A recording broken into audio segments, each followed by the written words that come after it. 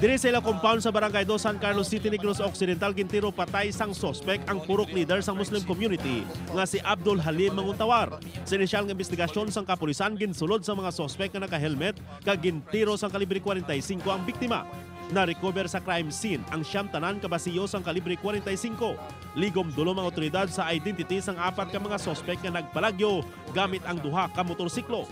Gilayo na gindala ang biktima sa ospital pero gindeklara nga dead on arrival.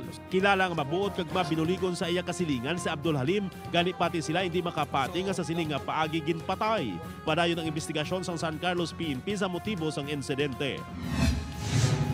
Duha ka bata nalakan sa sulod sang salakyan kag gintinguan nga ma-rescue sa bulig sang Kalibo Police. Sandig sa panaysayon sang Iloy, hinali nga naglak ang pertahan sang nakapark nga pickup sa atubang sang Aklan Catholic College.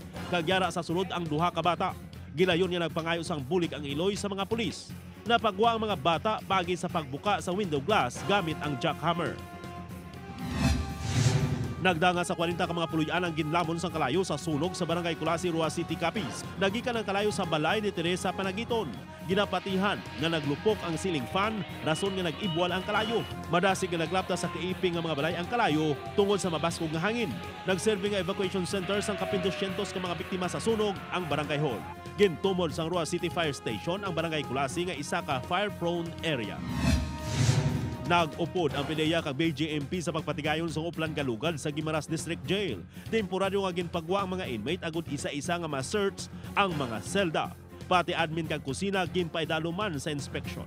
Natapos ang operasyon nga wala sang iligal nga kontrabando nga nakuha, ilabi na ang iligal nga droga.